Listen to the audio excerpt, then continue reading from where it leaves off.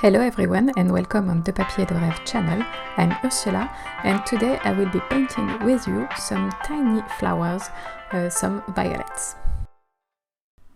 They are really tiny, these flowers, these violets, but I do not want to paint them tiny as they are in reality, just because it's too much work of detailing for me and I do not like this kind of work, so I'm making them very big on my paper so that I can express myself a little bit better.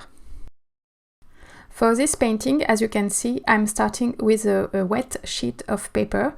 It's totally wet. I wet it under the sink just before starting the video so that I do not have to tape it down on a surface. It will not buckle as it is totally wet. And as my table is in glass, the paper adhere to the glass and it will not buckle any way. So that's quite a nice trick to know if you do not want your paper to buckle at all. Starting very wet is the good solution.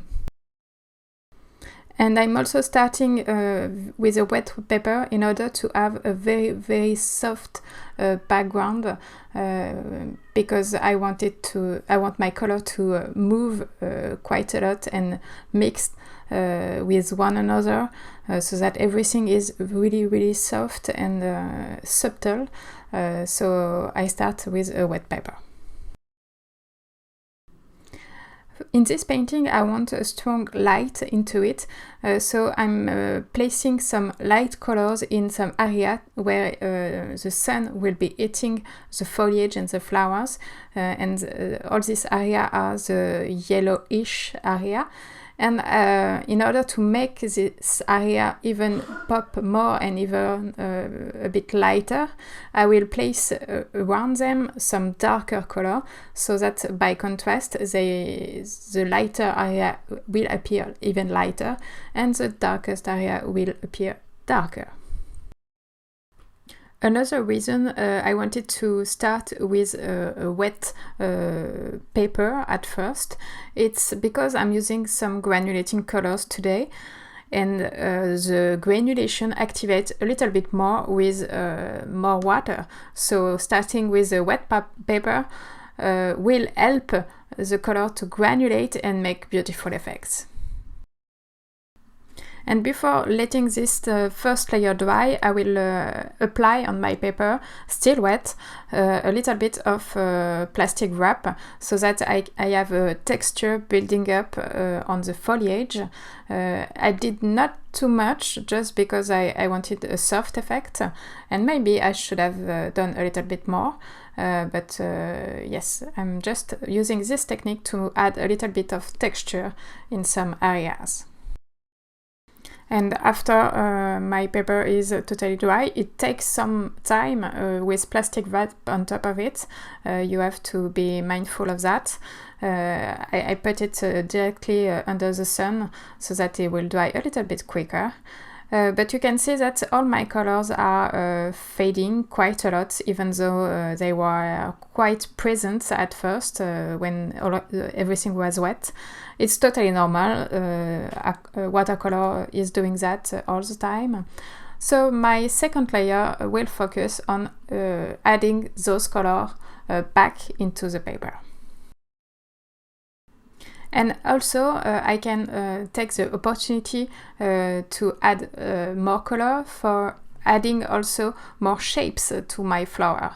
As my first layer was very blurry, I can now make some hard edges around my flowers, and I keep in mind to have soft edges also, to have a contrast between those two, hard edges and soft edges.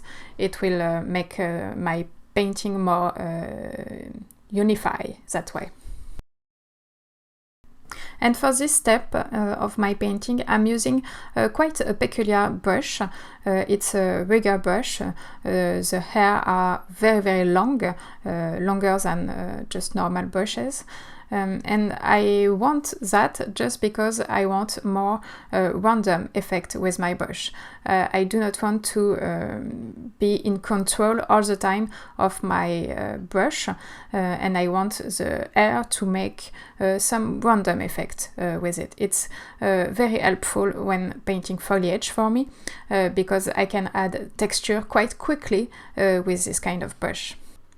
And also I like to use this brush quite in a bizarre way, I think.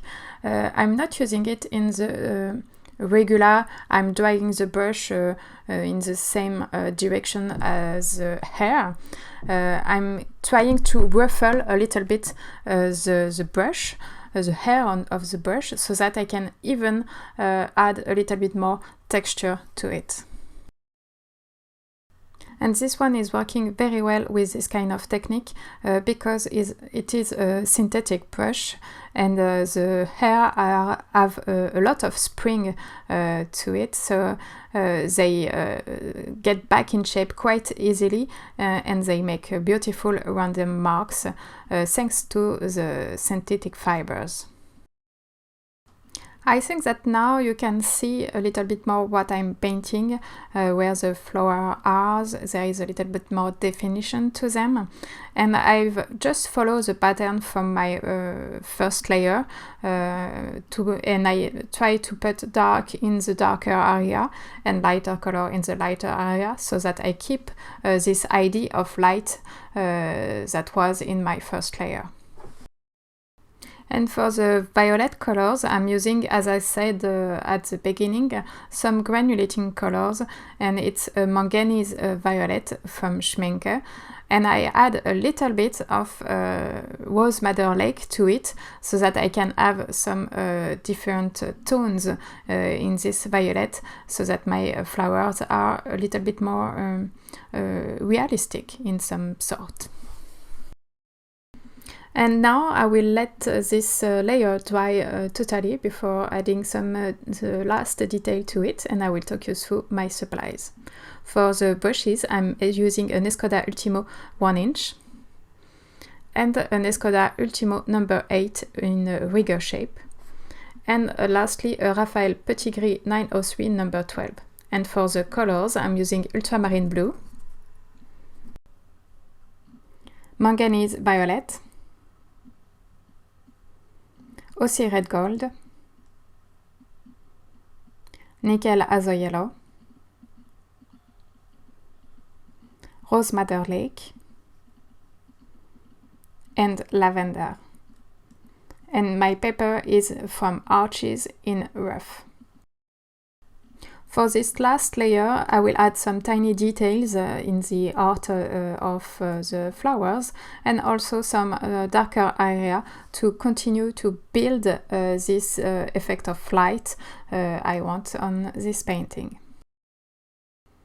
I want also to detail a little bit more what I use for the color of the foliage on this painting. I mostly use nickel azure yellow and ultramarine blue, so that I can have a lot of very spring green into this painting, and all the yellow green you can see where they are some light, it is from nickel azure yellow. But for the darker green, I like to add a little bit of violet or a little bit of Aussie red gold to this first mix of ultramarine blue and nickel azure yellow, so that the green is a little bit more dull and a little bit more natural, and it also helped me to darken the color quite a lot and have darker greens. There is plenty of ways to paint greens in watercolor, and I most use this mix of ultramarine blue, nickel azure yellow and Aussie red gold.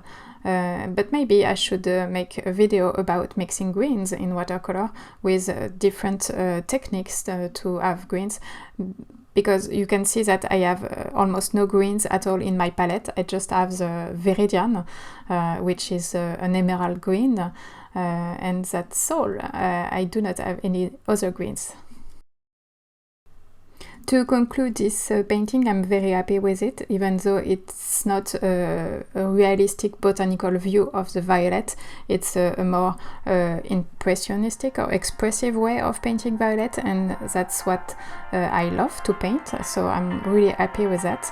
I think the colors are working really great with one another, and there is something quite attractive to this painting, so I'm happy with it. This video is now ending. Thanks for watching, and I hope you like it.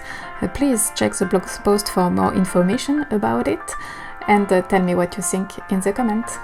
See you soon.